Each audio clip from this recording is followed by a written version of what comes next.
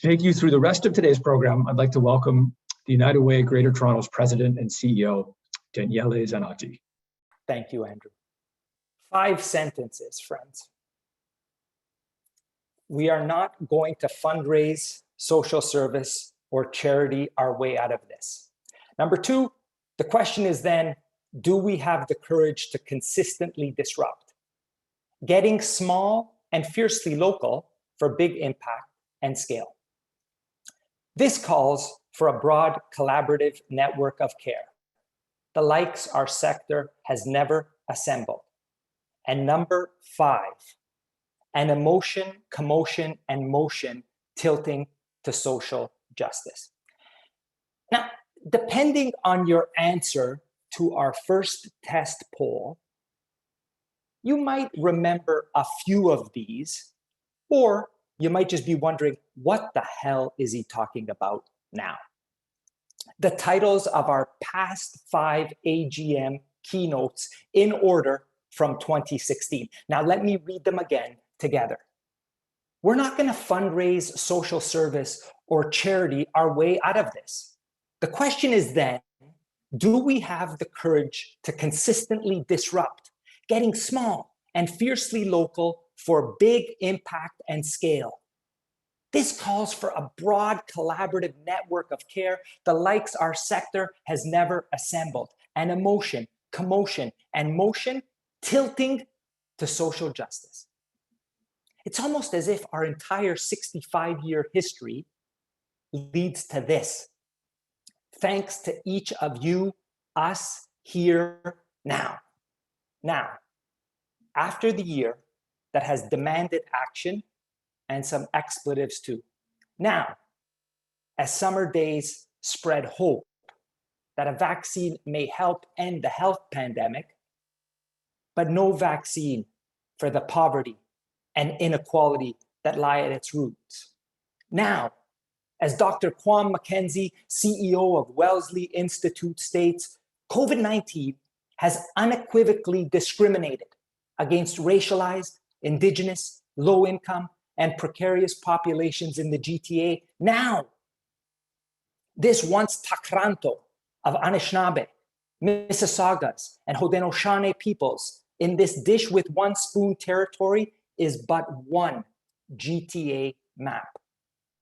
The GTA COVID hotspot map is the exact same as the sticky and stubborn poverty by postal code map, is the exact same as the highest number racialized communities per capita map, is the exact same as underhouse and precariously employed frontline workers map, is the exact same as the highest number of emergency, chronic disease, and mortality visits per capita map.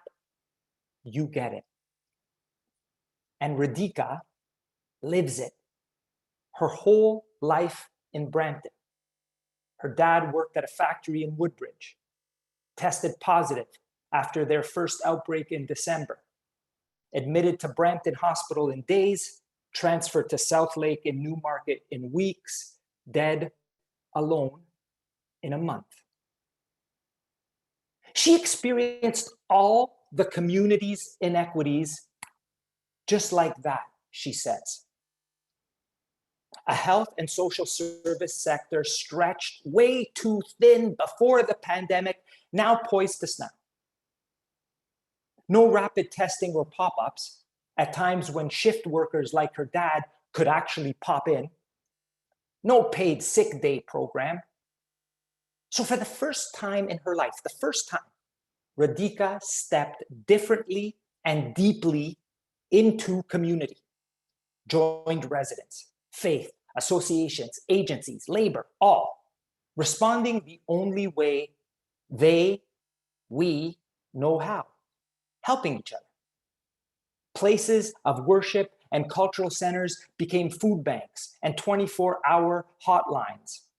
Among the hundreds of new partners who received emergency funding from United Way last year, grassroots associations and equity-seeking groups working with United Way-funded trustees took to Facebook, WhatsApp, radio programs, reaching out to those we couldn't otherwise.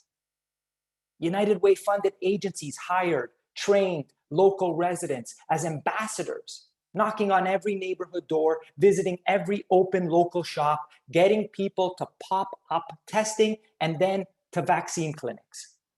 United Way funded coalitions advocating for essential workers, meeting with governments on the urgent need for paid sick leave and emergency leave. A broad collaborative of care to meet urgent human needs and improve social conditions, the likes our sector has never assembled. Because every problem here in Brampton is systemic and structural, Radhika says. And the onus is on us to take action now at the speed of community. And that means working deeply and differently with community.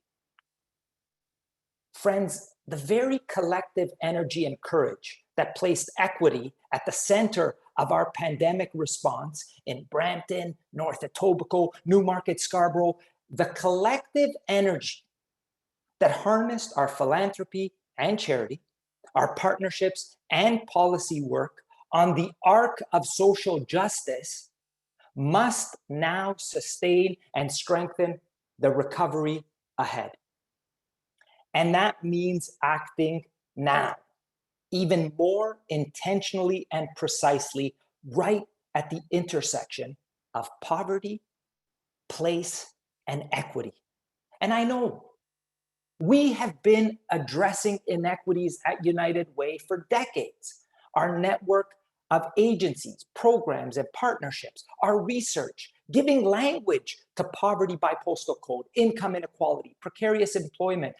But if we believe, and even more, after 2020, if the data and trends suggest, say, scream that inequality is the defining and deepening challenge of our time, then equity must be the cornerstone of our United Way mission to meet urgent human needs and improve social conditions.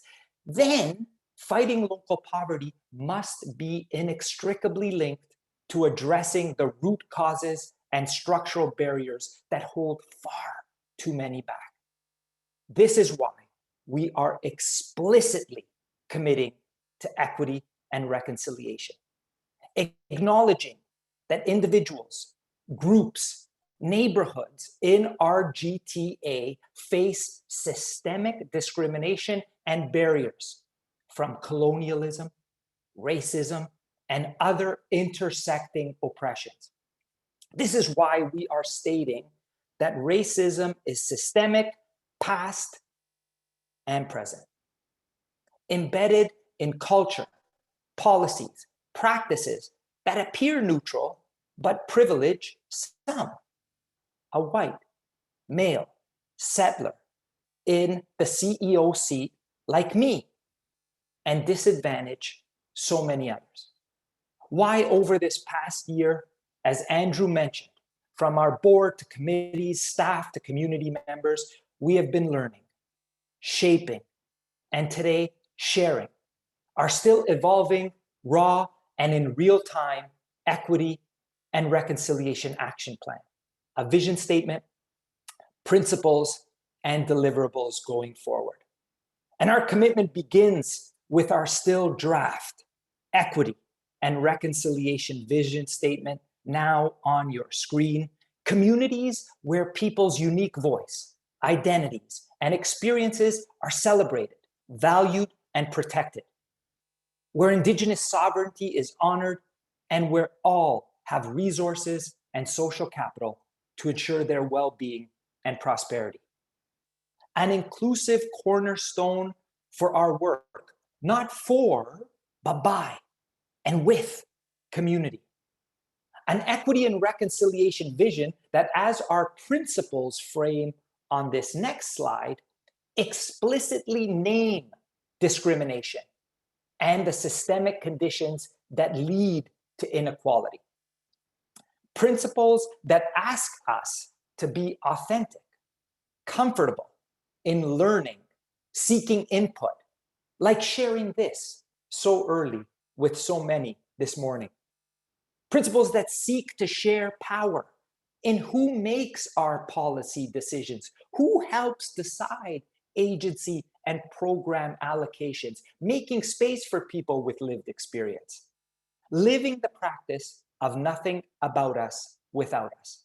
Now, broadening our community advisory councils in the Black, South Asian, Chinese communities right across the GTA, and collaborating with elders, leaders on the formation of an Indigenous Partners Council this fall.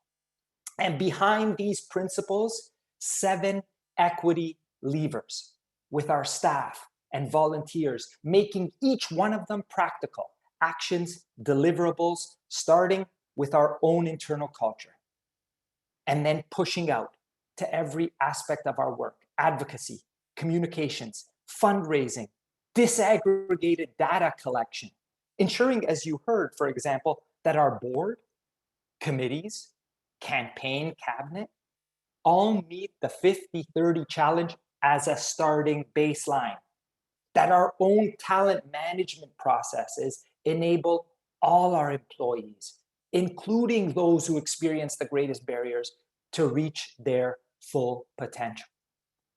And today, with Radhika's onus on us to take action now, even more intentionally and precisely, right at the intersection of poverty, place, and equity, at the speed of community. And that means working deeper, differently with community. Our deeper and differently begins with the announcement of an incredibly generous $2.6 million investment from the Barrett Family Foundation.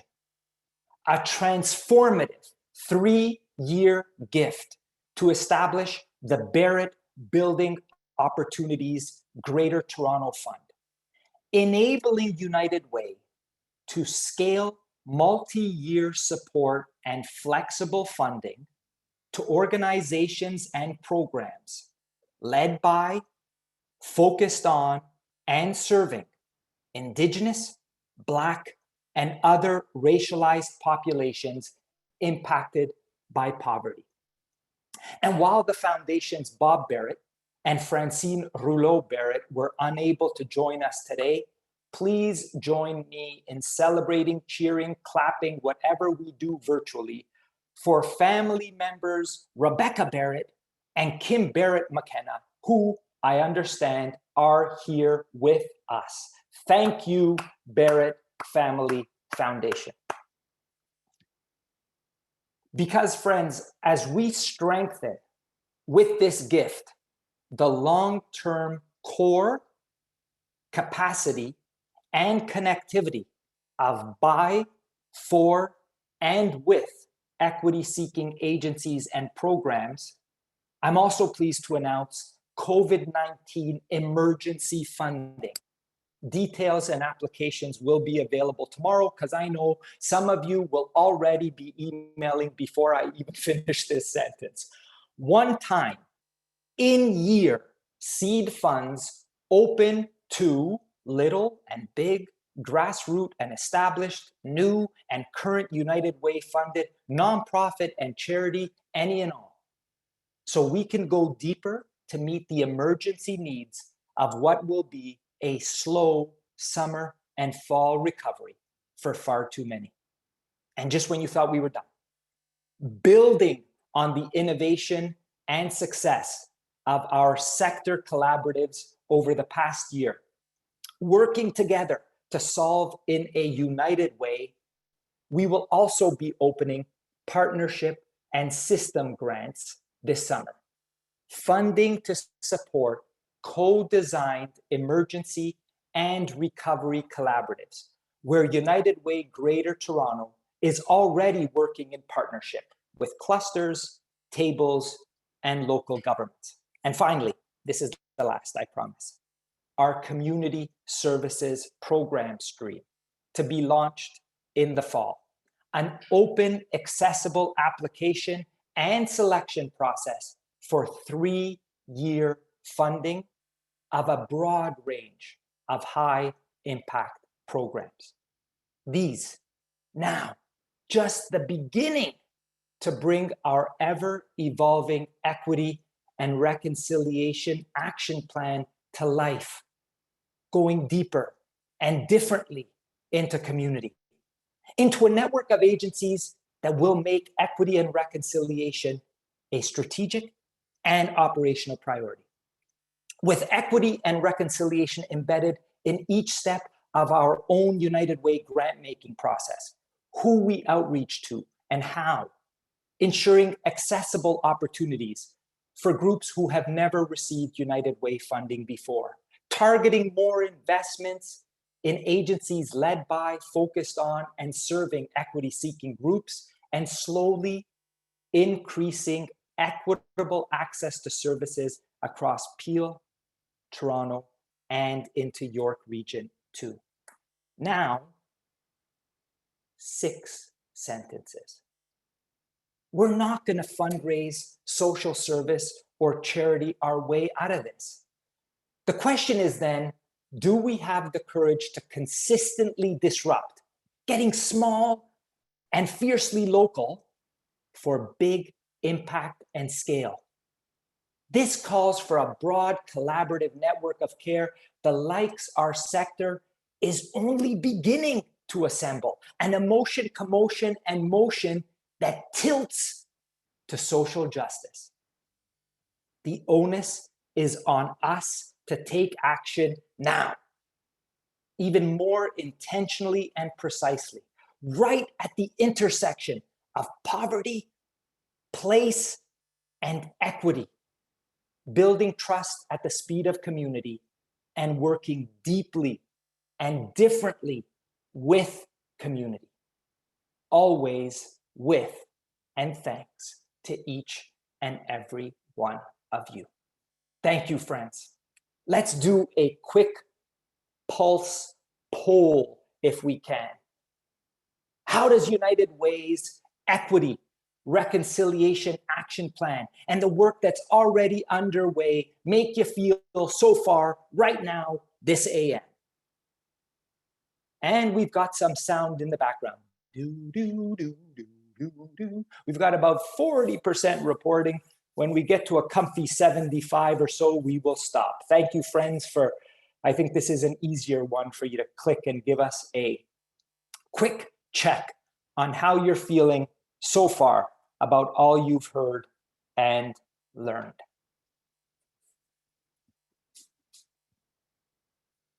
Thank you, friends. We've got about 80% feeling inspired, 17% pleasantly surprised. And thank you also for those who are saying more needs to be done.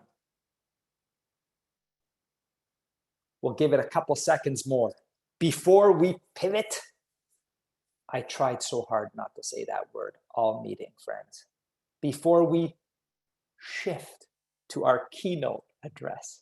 Thank you. We've hit about 75%, looks like 80% are inspired, and about 20% pleasantly surprised. So thank you for this immediate. Agreed. Lots of work, tough work ahead, but we continue to be so inspired to do it each and every day with each and every one of you.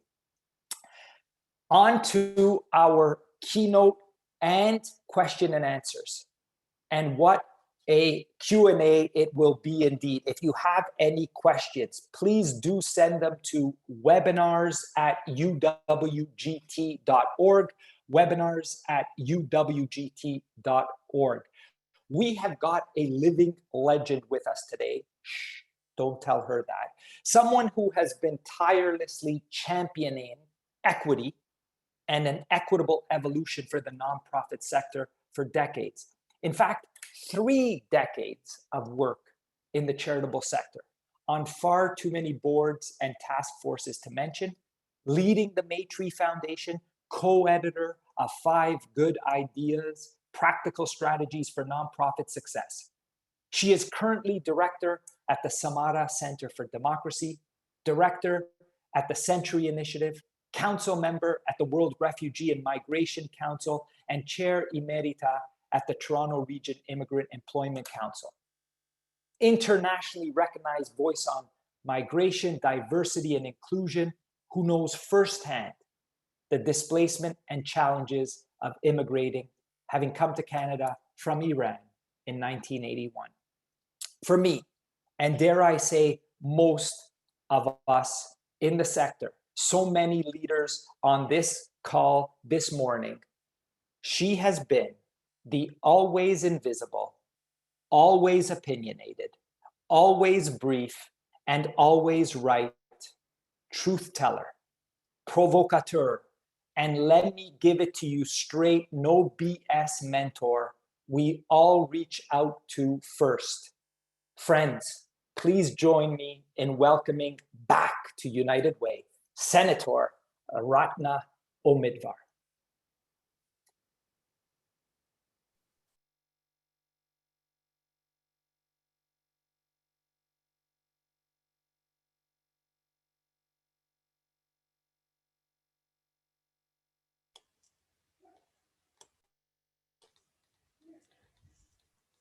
Okay, I am unmuted now. Thank you so much for that wonderful and warm introduction. I'm truly, my life is so topsy-turvy because we are in the last few days of the Senate sitting. And in these last hurly-burly days, I have been so looking forward to talking to you, and if only it could have been in person. And those times, colleagues, will come back again. I want to start my comments by drawing a direct line to where I am today, a senator, and drawing that line back to the United Way, because the United Way, as I will tell you, has played a really important life in this journey, which I describe as largely accidental, but I don't think it is an accident that for a resident of Toronto, a newcomer to the city, that the journey started at and with the United Way. It was at a United Way agency, my forever beloved St. Stephen's Community House, where I started to volunteer a few scant months after my arrival in Canada, frustrated as I was that, like so many others, no one wanted to hire me because I had no Canadian work experience. So I was volunteering at St. Stephen's Community House, and we dreamt up a campaign to raise, I think, the princely sum of $800. This was 1984, so that was a large amount of money then. And we were going to raise $800 to buy 2 triple strollers for the daycare. And my contribution was reading palms at a fun family fair. And it was really all goofy good fun. I should disclose, I have really no qualifications for reading palms, but we reached our goal. But my enthusiasm for the task caught the eye of the executive director, and she offered me my first real job in Canada as a fundraiser. She did not ask for Canadian work experience.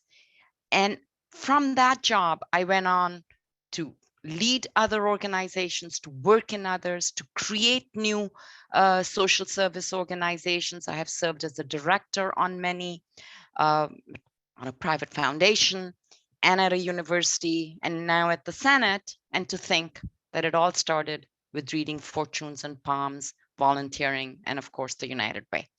But the United Way gave me 2 other gifts. One of a role model in the person of the then president, Gordon Cressy. His articulate defense of the vulnerable, his political instincts, his grasp, even in those early days, that race and difference needed to be normalized. They all completely mesmerized me. And oh, I wanted to be so like him. And I hope if he's in the audience, or even if he's not, I hope he takes a tiny bit of pride in the work that I am doing. And the third gift the United Way gave me, and I think this was a really important gift. Again, it was accidental. The United Way hosted a day of training in public speaking held by a former actor I still remember his name. And I participated in the training along with 10 other people. I remember that clearly. And this may surprise people, but I was a shrinking violet. I tended to hug the sides of the room. But he taught me in that one day, he taught me how to own my fear and to move into the limelight and stand with comfort. I now speak publicly. I think this is my 10th speaking event of the week. And to be perfectly frank, I still have a knot of fear every time. And I think if I didn't have that knot of fear, I would not do a good job. And so I thank the United Way for those 3 wonderful gifts. So with that optimistic story, I'm afraid I'm going to bring us all down to earth, to reality, and to the context of the day. And it is indeed a somber one. And I'm not talking about COVID. And I think I don't exaggerate when I say that we as a nation, as a people, are disappointed in ourselves. The discovery of the 215 children's graves in Kamloops still breaks me up, followed by the cold-blooded murder of a Muslim family out for a peaceful walk, I think has grieved us, shocked us, horrified us. And we can no longer in truth wave the flag of diversity as a strength. And I believe instead we must face up to the reality and accept that racism is part of our history, it is part of our experience, it is part of our presence, and it may well be part of our future, be it systemic, structural, or individual.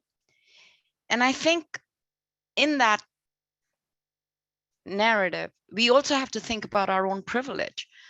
We may not have played an active part in any of this, but let's accept the fact that we benefit from the legacy of privilege that has accrued to us from a history of racism. And I'll put my own self out as an example. I grew up in middle-class India. And without being an active participant in the caste system, which you've all heard about, my family's life and opportunities were very much built on the privilege that accrued to us on the backs of the oppressed. So if we accept that racism is part of our history, and if we accept that privilege has accrued to us because of racism, what of philanthropy, the charitable and voluntary organizations? To find the answer to this question and your role in it, let me take you for a bit of a journey on the hunt for systemic embedded racism in the sector that we are all part of.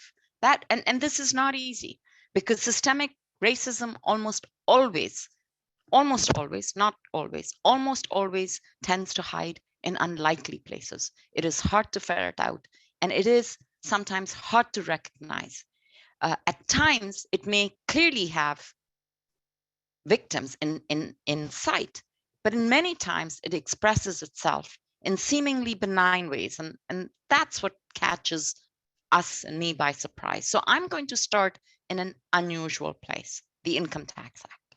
And for good reason, because it is in the income tax where you will find a deeply embedded expressions of colonialism, which may be hard to recognize. Let's just review the legally recognized definition of what is deemed by law to be charitable.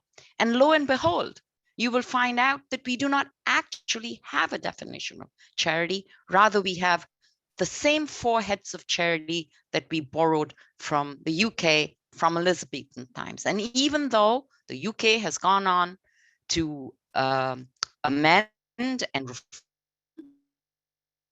I am back. You're back. You are a friend. Thank you. We did some musical interlude. Go ahead. Well, continue.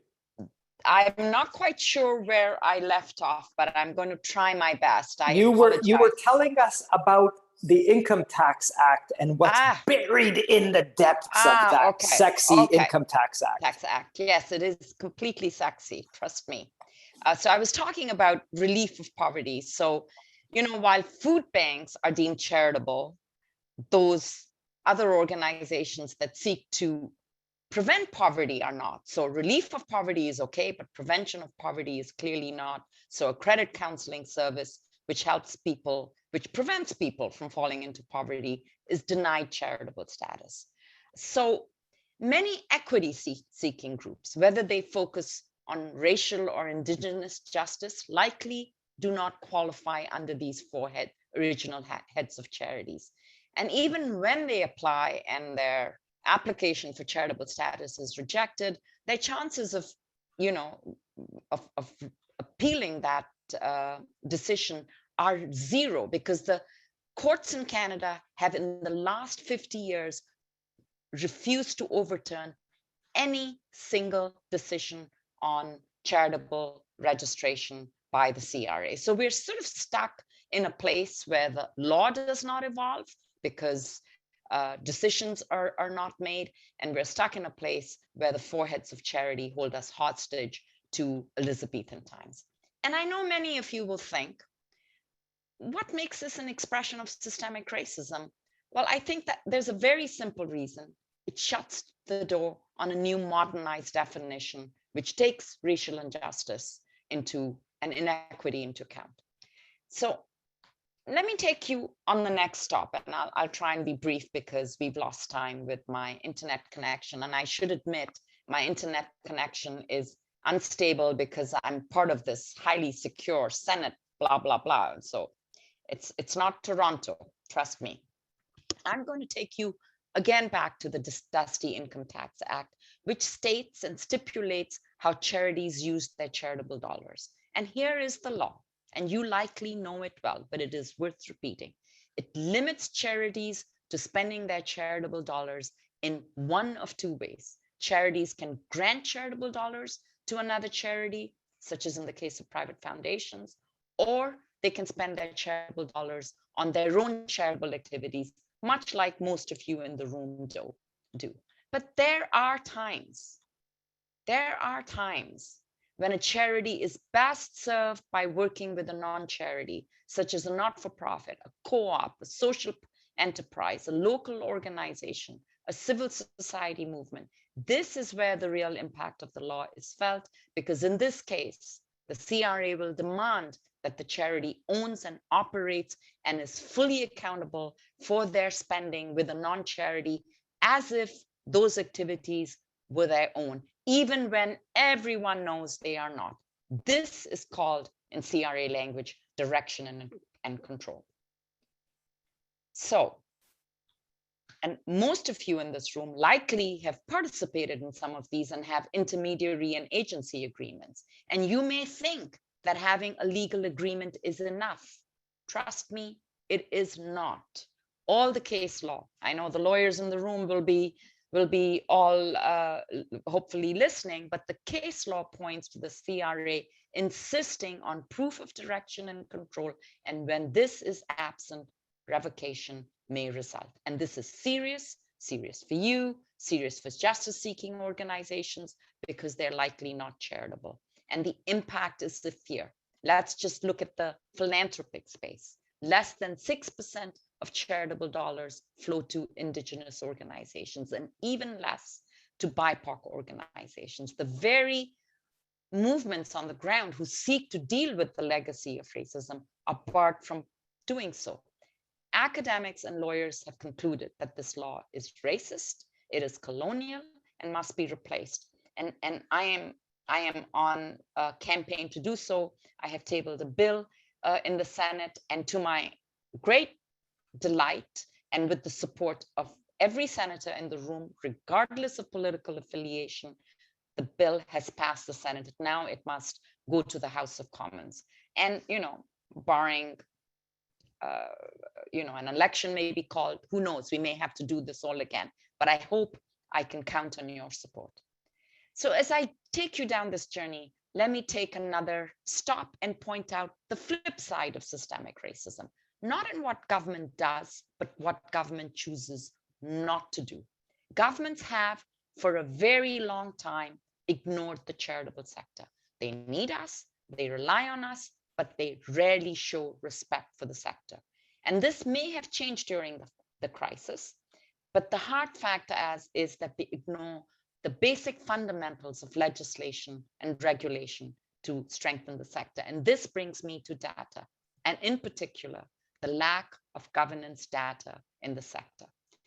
In the summer of this year, as the COVID crisis was raging, I put out a call to the sector in the wave of the narrative on anti-racism that was consuming us.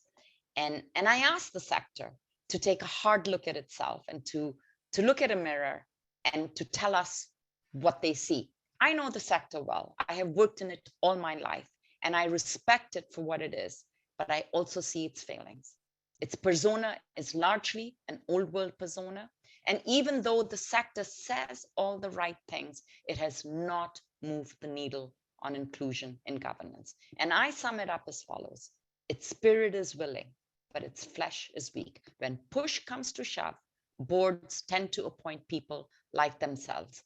And I have evidence to prove that, because in a subsequent Stats Canada survey, a voluntary crowdsourced survey, of course, not significantly, statistically significant, but still a look into the sector, it was determined that whilst women are well represented, other groups such as Indigenous, BIPOC, and LGBTQ+ are not. And I call this the governance deficit. And I propose that the time has come for governance equity. How to get there? I think a combination of government and civil society interventions is needed. Government must mandate the collection of diversity in governance on an annual basis, just as it does with the corporate sector. In fact, it asks the corporate sector to disclose diversity plans. But the sector too has a role. All of you have a role. It must heal itself. Not aspiration and performative talk, but real action, real targets, timelines, and accountability. It is no longer enough, as Daniele has so eloquently said, to do with people, to do for people. We must do with people. So I hope I have brought alive to you in a way how the law, in a seemingly blind and impartial way, has a huge unintended impact on those very organizations and charities who want to change the status quo. So let me be sunny and a utopian for a moment and assume that all these changes have been made. Will we then suddenly become more inclusive, more just, that we eliminate racism? I'm not naive, of course not. Government and legislation is only one part of the equation. The next part is our institution. So I come to the institution, the construct of charitable and volunteer organizations as we know them. And I want to start with philanthropy, because organized philanthropy plays such a big role in this context.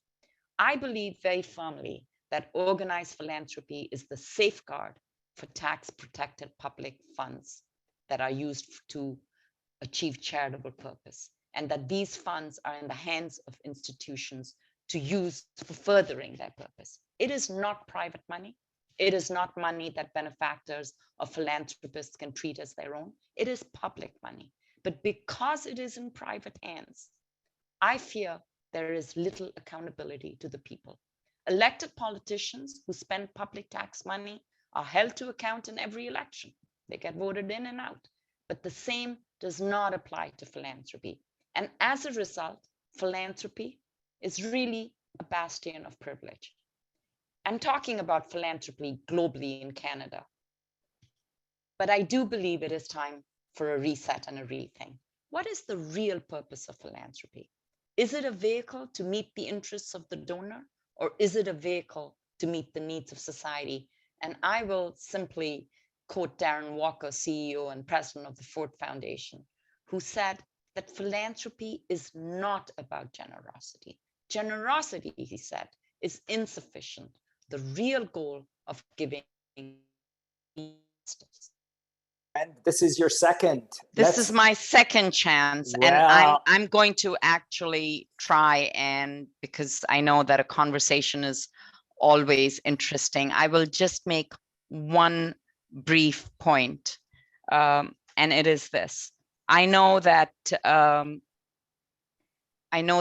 government will be sorry, everybody's now trying to help me out here. With technology, sorry. Senator. Okay, I, you know, I am so sorry. I was so looking forward to having this conversation, but I do want to talk a bit about the power of the local in all of this, because I know that the government will likely be coming out with some actions around anti-Asian, anti-Islamic, anti-Black racism. And I really feel that even though national efforts are well worth it, the expressions of hate are almost always local. You know, and I would say to everyone that it is the local that must get involved in generating conversations and connections between people who are different and who need to be brought together, and who better than the agencies on the ground to do that. So I thought I would leave you with 5 good ideas, you know, using my old stomping ground to articulate those. So the first good idea is use the word racism, colleagues. Do not shy away from it. You can't reach diversity, inclusion, and equity without first understanding and dealing with racism. And second, I would urge you to present solutions that are systemic, that are not simply funding homeless people, but looking at the root causes and structural solutions to homelessness, not simply relieving poverty, but preventing it. And my third good idea, and it's a really important one, is to embrace patience, because even though we would like all our wicked problems to be solved tomorrow, change is hard, and especially change in systems is hard. So it calls for patience, and calls for the patience of Job. And so then I would say, and Daniele has addressed this very well, address the issue of leadership in your institution. I believe very firmly that if the leadership is not prepared to change, if it is not prepared to share power, then the search for equity becomes much, much harder. And I will point to the fact that, you know, it's easy to have pictures of happy, diverse people on your website, but folks are getting more sophisticated. They're looking at real, tangible expressions of inclusions in policy, practices, protocol, etc. And in this context, beware of the deadliest sin of all, which is tokenism. And I fear that part of this conversation could actually simply morph into a technical exercise of ticking off boxes. And finally, colleagues, do not hesitate to speak truth to power. Your colleague, Paul Taylor, has said, it is not enough to create a safe place for equity. It is time to create a brave space for equity. So with that, I leave you with a call for bravery. And be brave and transform yourself into warriors of justice. I apologize for the technical glitches, but I am happy to try and take as many questions as time permits. Do not apologize, brave friend. Thank you for courageously coming back a few times. So worth it. Let's talk through, we've got a few minutes as people call you with all kinds of IT tech support. We've got a few minutes maybe to have a conversation with some questions that have come in already.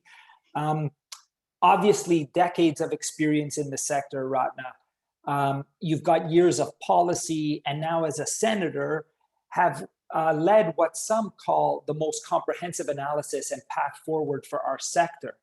And in all of this, you have a singular vision of keeping people at the center. What do you think are the Ratna building blocks of an inclusive Canadian social safety net? From a policy and people perspective, what would you see as the Ratna building blocks to build this safety net? I'm not going to be vain enough to call them my building blocks. They're out in the public policy domain. But if you put people at the heart of inclusion and prosperity, then the building blocks are clear. They include decent work.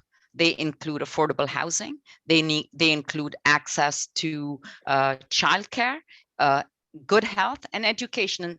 And we have many of these building blocks already, education and healthcare, for instance. But I'm particularly concerned about income inequality, and in particular, the challenges facing single adults, single adult families, the prevalence and rise of gig work, contract work, the inequities and inequalities that are being created through outsourcing, etc. I am a proponent of universal basic income. I believe that universal basic income or a guaranteed income, call it what you may, and I think there are discussions about what it should be called. I think the word universal is possibly misleading.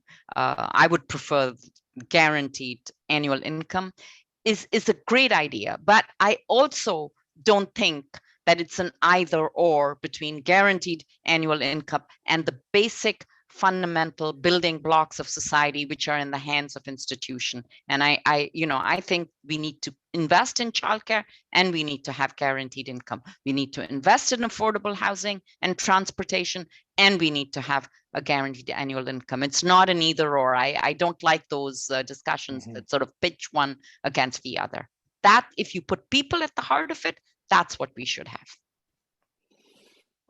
And you've continued to put people at the heart of it. I mean, this focus you've had on single adults, often forgotten in the scope of research and in the continuum of work we do.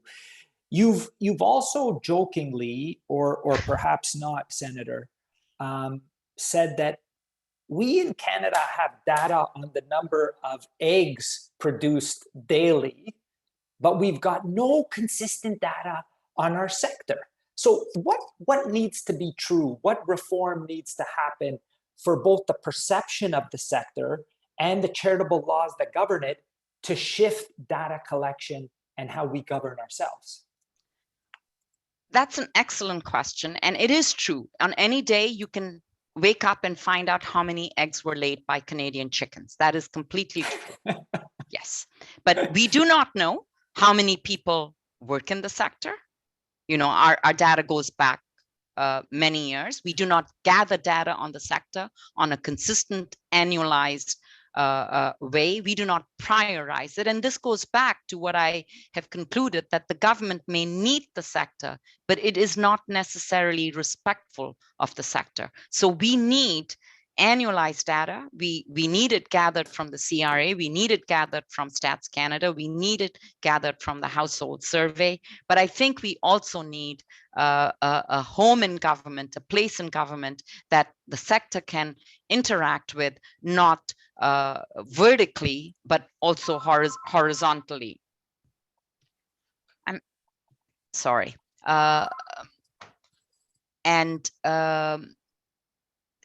I believe that a home in government, which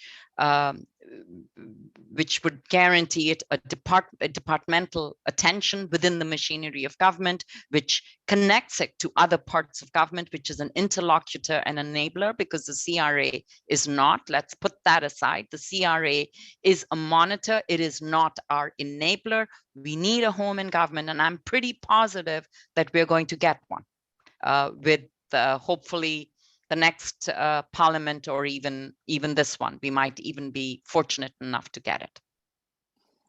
As before you were cut off the second time, unfortunately, you were at a mic drop moment where you said the real goal of generosity. And I believe you were still in the midst of a quote from Darrell Walker, president of the Ford Foundation.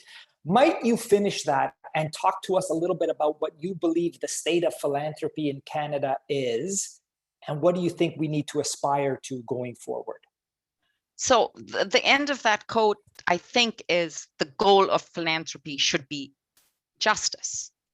And I think, you know, I've been a part of the philanthropic sector for many years. I know it well. I admire it hugely for what it does. When it does good work, it is the R&D of society. It invests in risk that governments cannot take. It invests in solutions that can then be scaled up by government. But at its worst, when it's about the donor, it is about privilege. It is about the influence of the donor. It is about the relationships of the donor as opposed to the relationships of the community. And at its worst, it's about hoarding wealth. And through the Senate Charity Study, we did weigh in on the stunning increase of donor advised funds in this country and the amount of money that is in these donor advised funds without having an annual disbursement quota attached to it. These things need to be looked at very carefully because there are very good arguments on both sides. And I'm delighted that the government has said in this budget that they will launch 2 consultations, and consultations often signal the start for legislative change. And the 2 consultations are on the annual disbursement quota of private foundations. And the second one is on social impact bonds. This goes back to many of the questions we have about resources. Social impact bonds, if they are, if the consultation goes a certain way and legislation is created, we could well have a truly transformational way of funding essential services into the future. And yet, we also know, and maybe you could comment on, there are potential risks around social impact bonds. Any thoughts on that from your end? There are always risks. And I appreciate that Canada is a risk-averse society. I really do, and that's part of our strength. I think we should not knock ourselves, but every now and then, when it comes to justice, we tend to be risk-averse, and I believe concepts, disruptive concepts like the social impact bonds or open banking, could actually create sort of the next generation of catalytic ideas that could help us forward. Will they? I'm with you that there are risks involved, but I think we need to understand the risks and look at the potential for benefit and weigh those pros and cons. But at least we're having that conversation today. True. Another question that has come in, Senator, and this, just given timing, may be our last, but let me read it to you. So much discussion about frontline workers and their precarity, contract jobs, paid sick days. But there's been very little discussion about 2 components of who is really on the front line. Specifically, I'm referring to refugees and newcomers and what we call the pathway to residency in our immigration policy in the country, and the precarious works in our own charitable sector. What do you believe needs to change in these 2 areas, immigration and the charitable sector, for an inclusive Canada decades to come? Okay, so I believe we have been 2 decades or more, we have institutionalized our addiction to skilled workers in the immigration category. And this crisis has shown that we actually need, frontline workers and healthcare workers and migrant workers to provide us with the food security and health security. So I'm really on a rant about repositioning Canada's immigration selection policy through the lens of essential workers. And they could be meat packers and they could be STEM scientists. So that's at that end. And I've also put out a call to encourage the government or to persuade the government to provide permanent pathways to permanency for temporary workers who are not highly skilled. Those of you who know the immigration system will appreciate how class-based the immigration system is. It privileges the highly skilled who come from a certain class, even from the developing South, at the cost of justice for migrant workers and temporary workers. The situation of migrant workers and how they are housed is intolerable. It should be intolerable to Canadians to watch them live in these huts with unsanitary conditions, with no freedom to move. It should be unconscionable to us. And I'll just point out another deeply flawed part of our system. Migrant workers must pay into EI. They must pay into EI. Without ever, they're barred from accessing those benefits. That should offend our sense of justice. Oh, okay. So now I've had my rant about that one. Let me now talk about the charitable sector and the precarious work in the charitable sector. You are completely right. And I think the Ontario Network, the ONN, has made an excellent point about decent work in the sector. The very people who we rely on to help us get on with our lives are themselves precarious. This must change. And it's not just a function of funding. It's a function of policies, people. So, look at your diversity and inclusion policies. Look at your hiring policies. And I will say this, that in terms of immigrants and refugees, we need to also look at those organizations that are immigrant and refugee led and governed. So I know the United Way has made a push for this, but I would urge you to take a deeper look at organizations that are deeply connected with the lived reality of newcomerness. And it is these organizations that may well be your answer. And I say to all immigrant organizations in the room today that we have to, I will not use the word pivot, Danielle, but we have to shift how we deliver settlement services. And they should move from, settlement, integration, and reconciliation need to walk hand in hand. So the reconciliation element, the history of the oppression of the Indigenous people, needs to be weaved into integration services. I have observed thousands of times that the only two populations in Canada that are growing are, one, the Indigenous people, and two, Canada's immigrant communities. And yet they live almost in different countries. They do not, there is an emotional disconnect, there is a cultural disconnect, there is a spatial disconnect, there is an economic disconnect.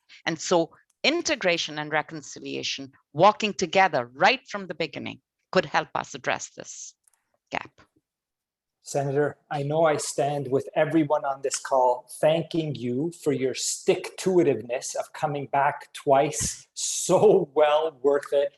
And all of the passion, but also content that you bring to this. You have given us all much to digest, more importantly, much to act on. Thank you. Thank you to all of you for sticking with us as well through our technical challenges, and thank you for being with us this morning. We're going to end with a quick poll, just getting a sense of, technicalities aside, what you thought of our AGM format. Thank you all. If you get a second to fill this in, please do. But for those who need to pop off and get to another call, thank you for a year of being with community in different and deeper ways. We could not do United Way mission work without each and every one of you. I'll let the poll complete, and thank you all as you head off to the rest of your day. Cheers.